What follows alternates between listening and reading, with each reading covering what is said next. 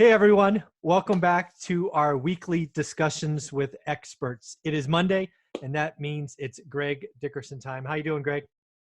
I'm doing good. How are you, Michael? I'm doing very, very well. Thank you for giving us time. And a little known fact, we are actually recording this on Sunday afternoon because Greg is so dedicated to getting videos out to you guys for his Monday time slot that he's like, you know what? Let's record it Sunday because I'm busy Monday. So thank you very much for doing this. Yeah, I'm glad you could do it. Thank you for accommodating. I've got a quite a large project I've got to go look at in DC tomorrow, so I'm heading out first thing, and I'll be up there all day. You mean you actually do stuff during the day, then just wait for my hour phone call on Mondays? I mean, come on. Yeah, every once in a while something pops up. Oh, that is funny.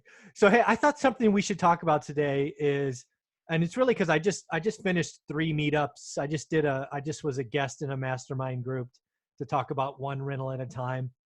And I thought we would just go back, and you probably get this question like I do a lot is, how do I get started? I've read Rich Dad, Poor Dad or some other book, and I'm interested. The stock market's at an all-time high. It's risky. I know I got to do something, but what do I do? I mean, Greg, when you get that question, what are you thinking, and what comes to your mind first? Yeah, and when you talked about books and Rich Dad Poor Dad, and of course that for me was build businesses that generate cash flow to invest in other assets, which can be a business, it can be your job, it can be whatever. You got to have income to start with, or know people that have money to start with and start building. So I do get that a lot. A lot of people say, how do I get started? How do I value properties? If I've never done real estate, and I know that that's something I want to do because I've read one rental at a time, and I hear all these people say you can make all this money in real estate. You don't have to, you can quit your job and live off passive income. How do you get started? How do you find, value, finance, uh, renovate, refinance, and then redeploy? Yep. How do you do that? Yeah. So maybe we can get started with that and just kind of break that down so people that are in that mode, whether it's residential, commercial, or multifamily, the fundamentals are the same. And what I always tell people is you have to educate yourself first and foremost. And you've got one rental at a time behind you. That is education. You've got a course as well, that people can go through, but you got to educate yourself. And I tell everybody, you're going to pay for your education sooner or later. Yeah. And it's going to be way cheaper now than it will be later. It's going to cost you tenfold later. So, pay for education, get some books, get some courses, and learn what you're doing. You can take real estate classes, like local real estate classes that real estate agents take. You can take CCIM classes. There's universities and colleges that offer classes. And then there's people like you and me that have courses based on our experience and what we know and what we've learned in our lifetime. My journey is 23 years. How long have you been at it? Almost 20. Yeah, 20 years. So 43 years between the two of us. So there's a lot of wisdom in that. So starts with educating yourself. And then more importantly, what does that mean? Well, educating yourself means not only your knowledge of the business, the terminology, how to finance, real estate has its own language. It has its own vocabulary. Finance has its own language. It has its own vocabulary. So learning those things, those metrics, and then the fundamentals of business in general, income minus expenses. That's what real estate is, whether it's a house, a multifamily building, or commercial. It's a business, income generating business with operating expenses, taxes, insurance, maintenance, advertising, all those different things. Yeah. So that's the basic fundamentals. Then you got to move into your market. And when I tell people to know your market, what that means is the way you do that is you start with where you are. Like everybody wants to invest in out of state, right? Because stuff's cheap. Well, remember, properties are really, really cheap and rents are really, really cheap. There's a reason. Yeah. So I tell everybody, focus on where you're at. Read Acres of Diamonds, right? There's diamonds in the backyard. So start there, learn your market. So start studying properties. And what that means is break that down. That means look at what is selling and what's renting. And how long were those properties on the market when they were for sale? How many are under contract? How long were they on the market? How many have sold? How long were they on the market? Same thing with rentals. How many rentals are available? How long were they on the market for rent? When did they rent? How much are they renting for? Is there rent concessions? Are people giving away, free months rent, free move in, things like that, So that is learning your market in terms of figuring out, well, what are the values of after repair values of a sale? What are the values of the rents in the markets? What do my occupancies look like? What's the demand? Yep. So if you've got a lot of vacancy in a market, that indicates that there's a problem. If you have no vacancy or very little, that indicates you've got a good market. Same thing with sales. If there's a lot of for sale signs, a lot of properties for sale, that's a problem. If there's no for sale signs and everybody wants to get in, that's a good thing. So it starts at that basic fundamental level. Again, it's a business. It's about supply and demand. There's no difference in real estate than any other business. It's about income expenses, operating expenses, controllables, and it's about demand and supply. Mhm. So that's where I start everybody. Yeah.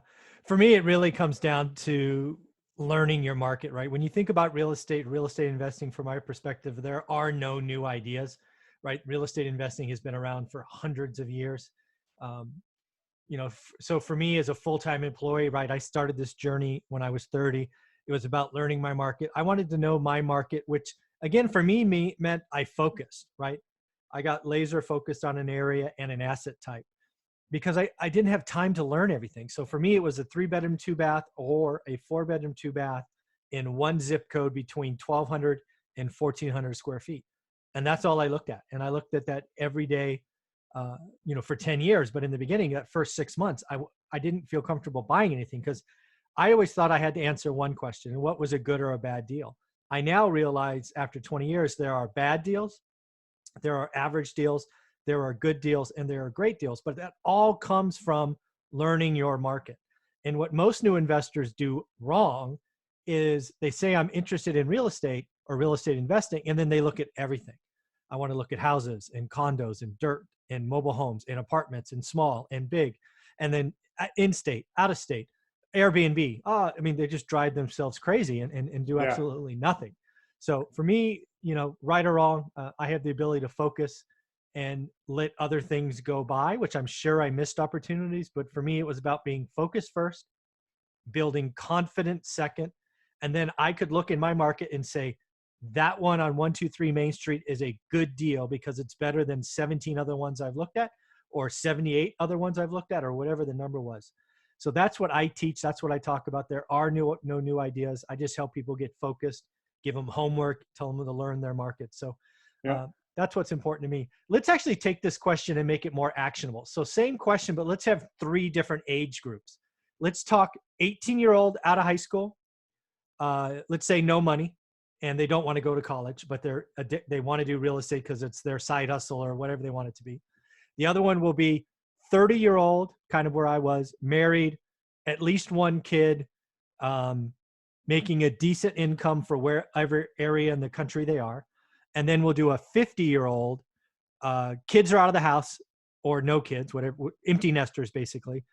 They're at their highest income years, but not a lot of, but no real estate investments. Right. So let's take all of our questions in those 3 buckets. So let's go youngest to oldest first, and maybe we'll reverse it next. 18-year-old calls you up on the phone or sits down across from you for coffee, says, I want to be you in 20 years. What do you tell them to do that first year? So, again, it's education. So let's assume they've taken that step and they've thoroughly educated themselves. They know their market. They know what they're doing. For somebody like that, they're going to have to start at generally, the residential level or smaller commercial, because if they don't have a job and they don't have income and credit history, they're not going to be able to get a loan. Okay. Yep. So you've got to either start out with wholesaling or you've got to start out with creative financing. So you need to learn those 2 strategies to get yourself going, or you go to work for somebody. What I tell a lot of people is, a lot of young people, is go to work for somebody and learn the business and build that income, build your credit so that you can get loans and learn the business. If you want to be in residential, work for somebody like Michael that's buying and renting houses. Work for a wholesaler, work for a house flipper, work for a residential company that's doing big things, or self-storage or apartments or developer.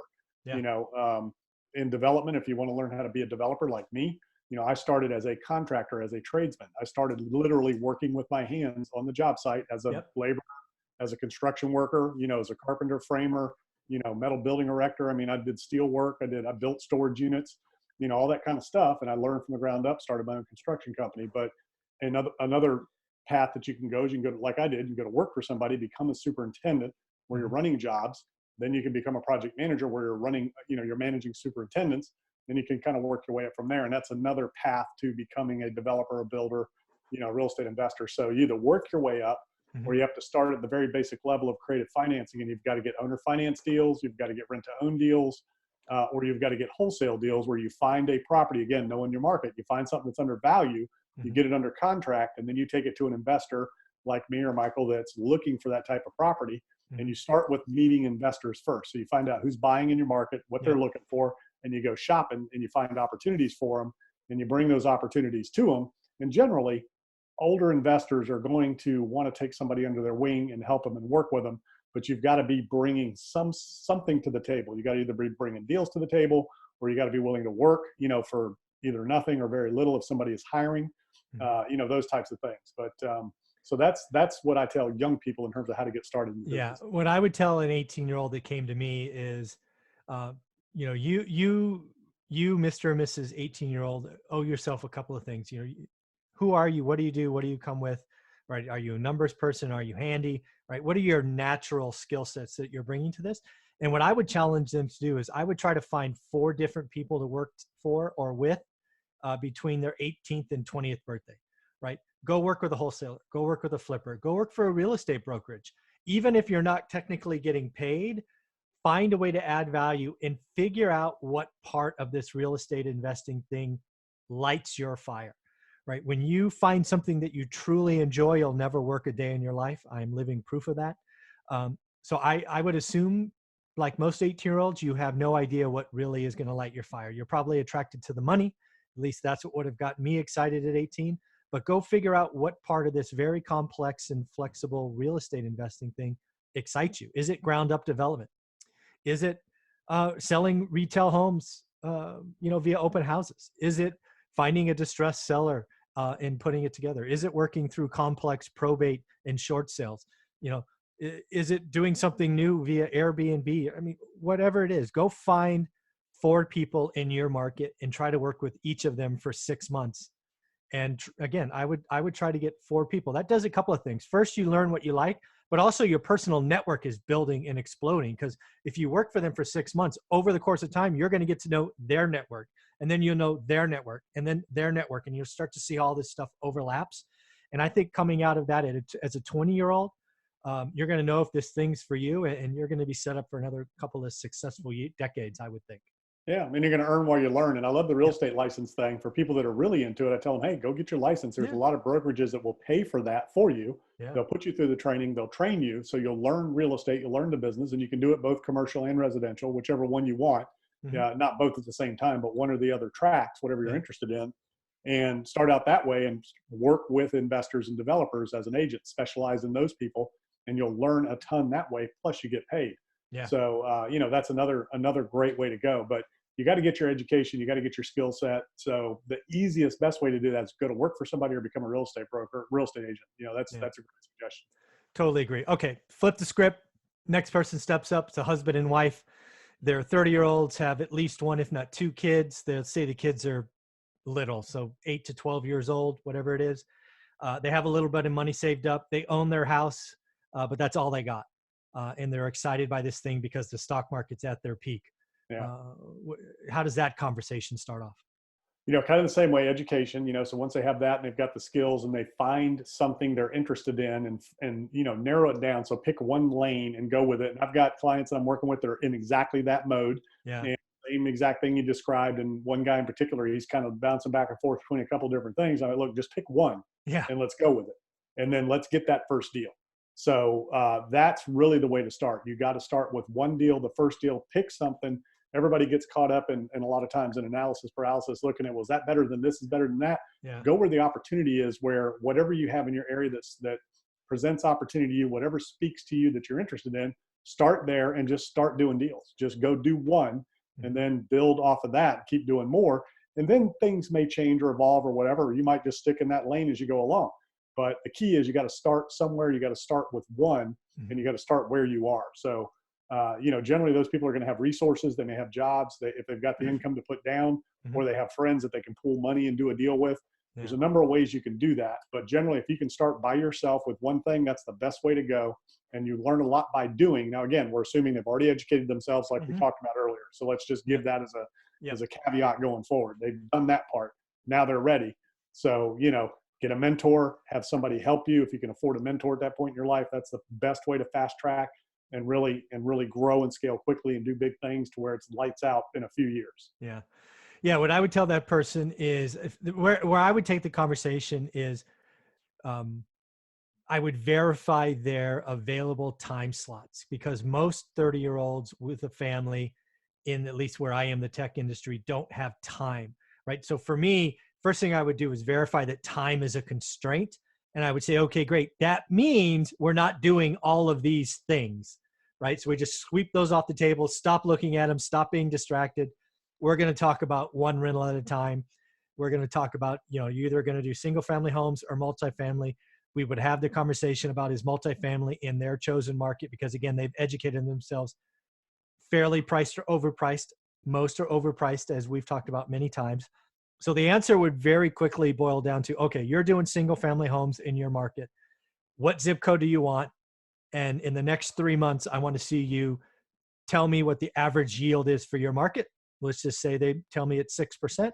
So I'm going to have them write up 2 or 3 offers in the first 90 days that are at least a 7% yield. That would be my goal for that family, because it's about being focused, removing distractions, and then forcing them to do something. So many people get stuck with, I'm interested. I got to read one more book or talk to one more person. And they're always doing one more thing.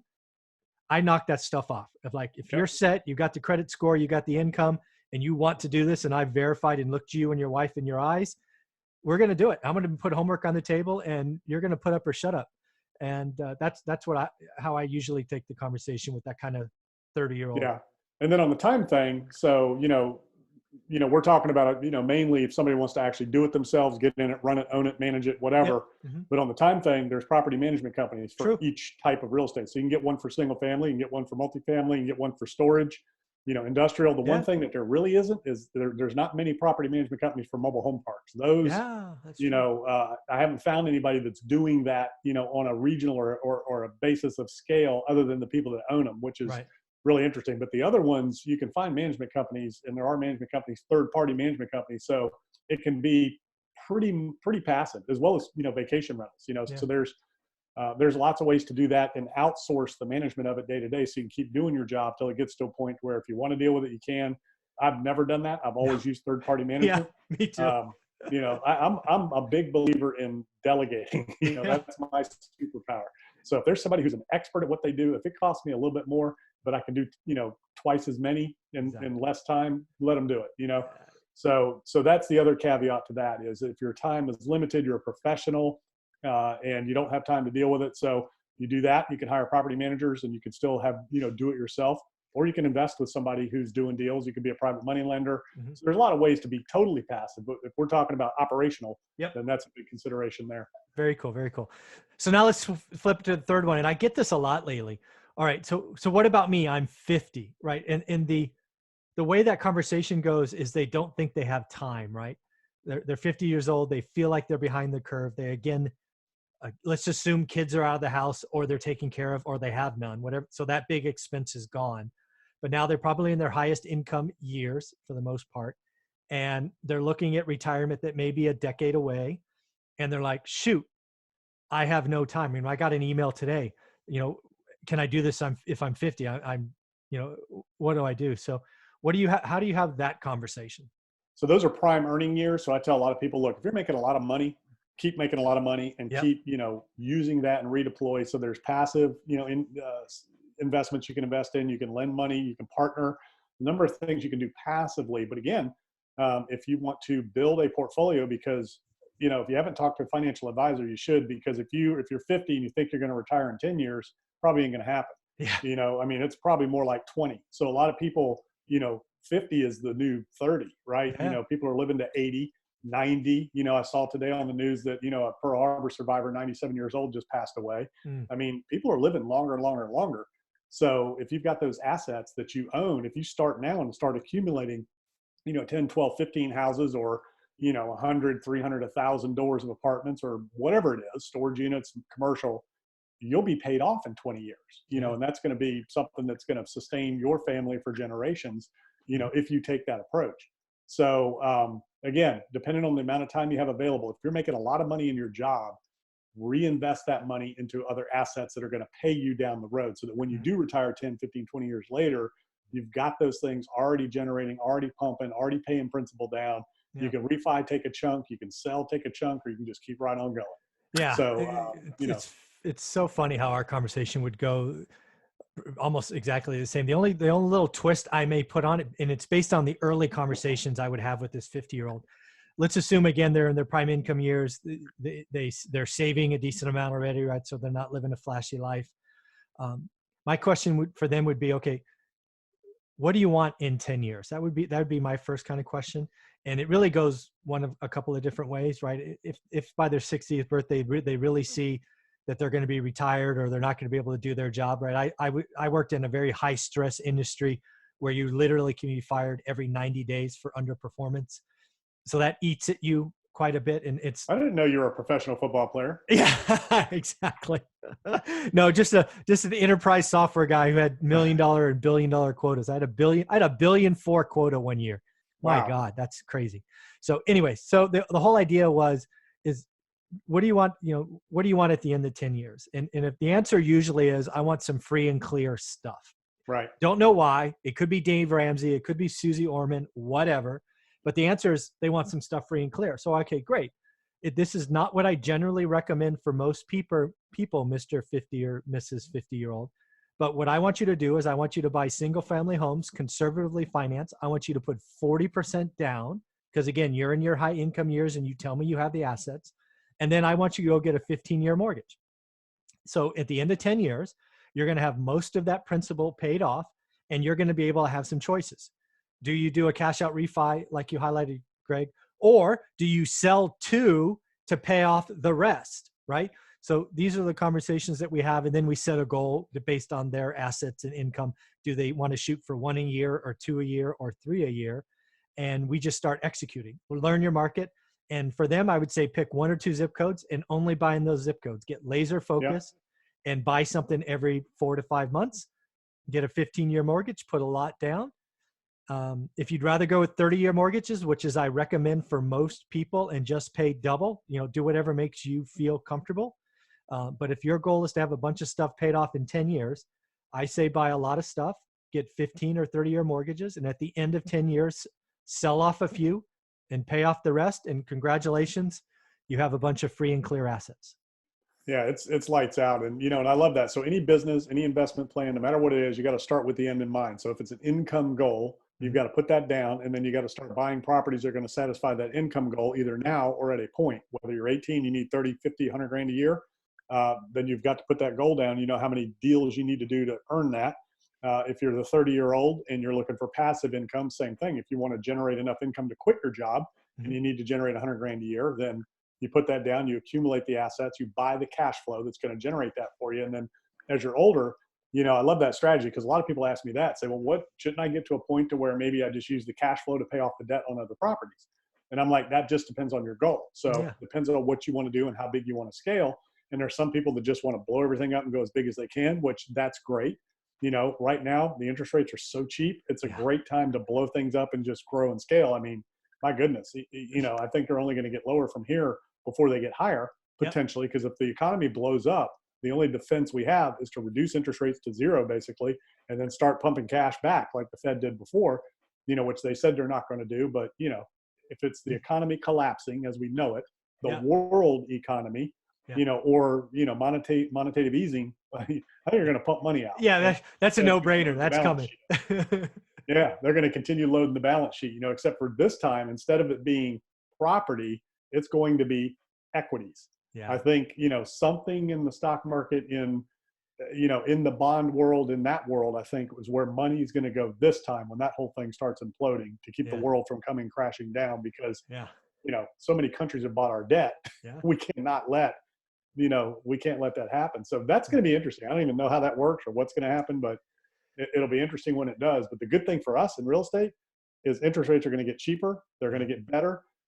That will drive prices of properties up again a little bit, but not exponentially. So I think from an appreciation standpoint, we're kind of there because incomes. If you're in rental property, we've talked about this before, incomes, no matter what the economy does, they're not going to double. If interest rates get cut in half, if all this monetative easing, stock, whatever, incomes are not growing. Stock market is, real estate values are, but incomes aren't. We've kind of reached a point where there's pushback. The market, every time it teeters at that 30,000 level on the Dow, it's pulling back, right? So I think we've kind of reached where we're going there. And real estate, we've kind of reached where we're going. You've seen that high-end market in your area kind of tail off a little bit. We're seeing some people start to push back a little bit on multifamily pricing and commercial. So I think we're kind of there. You can only pay so much, right? You Yes. can only pay so much. The problem is in the institutional world of real estate, there's big money chasing yield. So you're not going to be able to compete with that. But if you're in the smaller, property level, there's only so much you can pay before it doesn't make any sense. And then what you're competing against is 1031 money, Mm-hmm. things like that. So you can find that sweet spot where you don't have that competition, where people are paying anything, where you're going to be right there with everybody else. Yeah. Yeah. I think, again, in the environment we're in now, I'm telling people over and over again, it's okay to have a goal, whether you're 18, 30, or 50, of getting 4 rental homes. I think this whole social media Grant Cardone thing talking about if you buy anything less than 30 units, you're a loser is wrong. Yeah. I don't think that makes you a loser. I think that, I agree that you should go bigger if you can, Mhm. because of economies of scale. It makes it easier to hire third-party property Sure. management. You can scale much quicker that way. It has bigger income.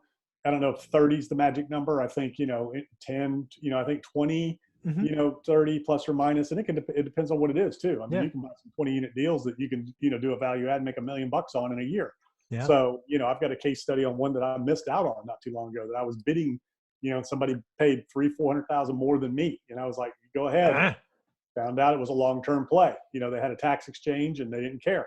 right. So, they were Yeah. going long-term, that's not my game. Right. So yeah, so I think the bigger properties can be good, but it doesn't have to be for everybody, and just the whole keep going and work 7 days a week. And, No. I mean, that's not for everybody, and that's great for some people. Yeah. I think focus is definitely 100% of the game. You need to be focused. You need to be relentless about what you are doing, Yeah. and find what you're good at, blow that up, focus on that, forget the other stuff, because life goes by quickly. But whatever it is that you like to do that. And then, do that to a point to where you want to do that. And then it fulfills the need. It's a means to an end. Mhm. So what you're trying to get to is you're trying to get to that end, whatever that is for you. And if it's whatever, 10X, 100X, that's great. And if it's 2X, that's great too. So Yeah. whatever it is, there is no right answer for everybody. And what I do, so looking at where we're at, where we're going and all that, we know the past. Okay. Yep. We can look at the history of what's happened in the markets and in real estate. And we know that good times never last, and we know that bad times never last. It's like this, everything. Mm-hmm. So watch the smart money. That's really all you got to do. Where's Warren Buffett? What's he doing? He's sitting on cash. He hasn't bought anything in a year or two. At least, yeah. Yeah, because everything's overpriced. Yep. Watch the REITs. Where are they putting their money? What type of assets? Watch the hedge funds, and the equity funds. Where are they putting their money in the real estate world? Yeah. So watch the smart money. Those guys are looking at data. They're looking at indicators. They're looking at historical. They're looking at a lot of stuff and a lot of information that you and I don't have. So I watch those guys, and I watch interest rates. So if you watch the Fed, if you watch interest rates, and you watch the smart money out there that's paying millions of dollars a year for data, that'll kind of give you an idea where you want to be and what you want to be looking at. Yeah, I don't know if you saw this, but something actually scared me on Friday. I think it was. It might have been Thursday, but I think it was Friday. 30-year Treasury bills went below 1.9. That's who's going to, I mean, to think who's going to lock up 30-year money for 1.89%, but then to see that was a very popular trade, people getting, getting conservative for the weekend, I guess. Man, that's crazy. Yeah. That just tells me mortgage rates are going down. That's what it feels like. Yeah, mortgage rates are coming down. Interest rates are coming down. I mean, it'll be interesting to see zero interest rates and what the effect and impact that is in this country. But remember, I always say the price you pay for the asset is permanent. Yes. The financing is temporary. There you so go. that can work for you or against you. Yeah.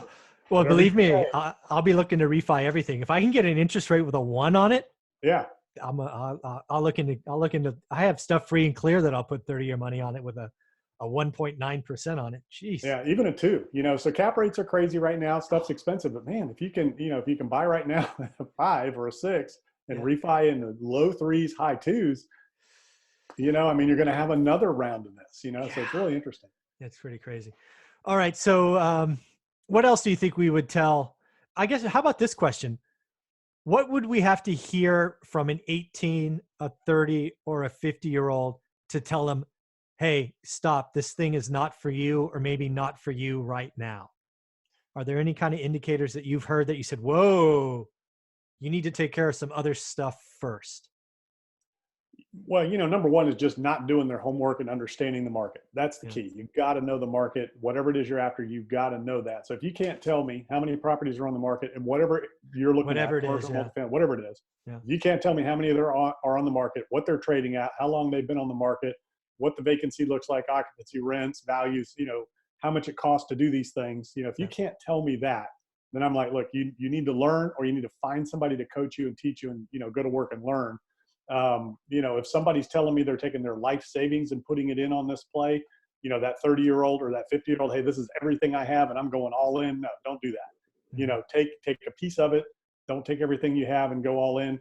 Don't quit your job if you don't have at least a year minimum of expenses in the bank. And then, you can go back and replace that job if whatever you're doing is, not working out. So that's something I tell people, make sure you've got enough reserves, because time goes by very quickly. Yeah. And then, don't take unnecessary risk, make sure that don't feel like you're missing out just to get in. A lot of people go to these conferences, the best ever conferences this year. And I've got a lot of clients there, and, everybody's excited and pumped up. The growth conference, 10X growth conference is going on this weekend. Everybody's excited and pumped up, and, they go to those things and they get all excited and they get all pumped up, and they feel like, man, I'm missing out. All these people are doing all these great things, and understand, number one, a lot of it's hype. Number two, you want to take that good momentum and you want to use it to move forward, but don't feel like you have to do something just to be doing it, just to get in the game. Make sure it works. Make sure that you can get the right loans, the right interest rates, the right debt equity structures. Make sure it's the right deal in the right spot. Don't go do something just to be doing it, and don't go out and buy this development land and pay cash for it out in the cornfield because you think, the population, outside of Houston's, 45 miles away, man, that's where it's going. Don't go where it's going if your resources are limited. If you're Warren Buffett and you can buy 100 million acres of farmland, go ahead, but if you need to make money, you can't buy farmland that's going to be something in 45 years, or 20 years or whatever it is. It's 45 minutes outside of Houston. So make sure you know where the demand is. You pay attention to the markets. You watch where the smart money's going. If there's cranes in the air and towers going up, pick off what's going on around it. Right. Yeah. That's all you got to do. Yeah. Yeah. What I try to sense from people is really one of two things. And you've said them, I'll just say them differently. One is if they perceive real estate investing as a get rich quick thing, right? If I'm getting a vibe from them across the table where they need a quick hit, right? Yeah. They're almost desperate for it. I put up the stop sign, the yield sign, say, hey, yes, some people can do this really quick. And yes, social media hypes up these big checks that come in.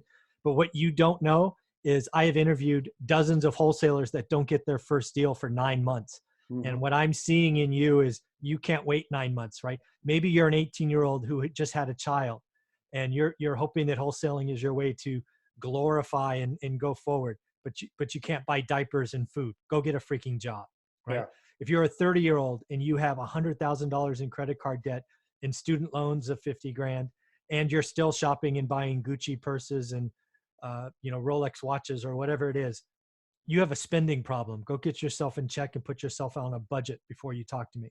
And if you're a 50-year-old, maybe you just got laid off or you had a career change, and you're desperately hoping that you can go do this other thing, and you've never looked at it and never done it, and you don't have the reserves. It's like, go get a job first, right? Sometimes people come into real estate or my area because they hear about financial independence and they hope I have this magic blue or red pill and I'm going to save them.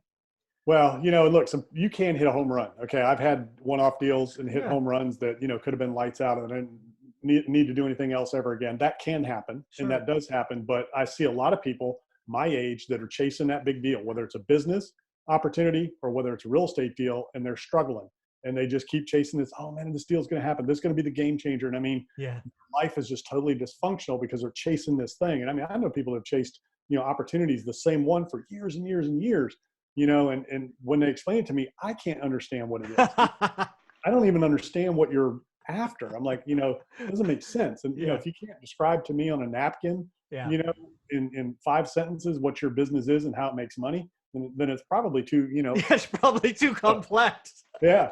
So anyway, so that's the big one, chasing that dream, that may never happen. That's number one. Don't chase that rabbit, if you can't catch it. Understand when it's time to move on to something else. But I love what you said. There's a lot of, so young people especially, I hear a lot of young people that want to be, done by 25. I want to be Yeah. retired at 25. Like, what they need to understand is what you just said. You've been in this 20 years. And before that, you had a career that you were in for how long? Oh, 25, 26 years. Yeah. Right. So, I had a career between, out of high school through the military. So I 85 to 89, and then 97 is when I started my first company. So, I mean, I was 12 years in, the corporate world, between the military and corporate world before I ever started my business. And that was 1997. So, I mean, I'm 30 years down the road. Grant Cardone is 30 years down the road. Yeah. The speakers that he had this weekend, every single one of them will tell you, look, I've been doing this 20 years. I've perfected my craft for 20 years before the big final payoff. Now, there are the tech, companies, and there are this and there are that. And there's those things that can happen. But for the average people like you and me that, don't have the next Facebook up here or, YouTube or whatever, and those are really the only big ones, or we don't have the ability to go out and, tie up something that's going to be worth millions of dollars. It's a long game. You've got to develop yourself, develop your skills. There's plenty of time. So be patient. It's something that's been going on forever and ever. Yeah. It's going to continue to go on forever and ever. Real estate isn't going anywhere. That's why all the biggest money in the world is held in real estate. Some of the wealthiest nations, individuals, royalty, a lot of their holdings is real estate. Yeah. So there's plenty of time, and it's going to take time. Yeah, I love this conversation. I never know where these expert conversations are going to go, but they're always so much fun. So in the end, I'll just close with my final thought, and we'll give Greg a chance. But real estate investing is, as Greg says, still the place where most folks create and hold their wealth.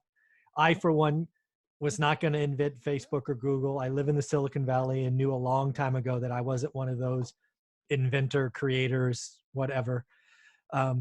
So I had to take my job. I had to be very, very good at my job. I had to live below my means. I had to sacrifice, which I know is a dirty word these days, earn, save, invest, repeat. And over a course of 15 years, we successfully replaced 2 6-figure incomes via one rental at a time. And it absolutely does work. So what are your final thoughts, Greg? You got to start. Just do it. So just go out there and do it. You had Best Ever Conference this weekend. You had the Growth Con this weekend for 10X. Between those two things, that's 20-some thousand people. And whatever else was going on this weekend, take that momentum, take that knowledge, and start. That's all you got to do. You just got to go do it. Educate yourself, get the resources together, and then just get out there and, like you said, start making offers and get that first one under contract, whatever it is for you, or get that next one under contract. But don't wait. Don't let the market scare you. Don't let things fool you. As long as it works, there's deals in every market. There's deals in every cycle. You just got to do it. Just go do it. Go do it. You heard it from Greg first. Go do it. So thank you very much for doing this on a Sunday. It will be live Monday morning at 9 a.m. Pacific. Thanks, buddy. Awesome.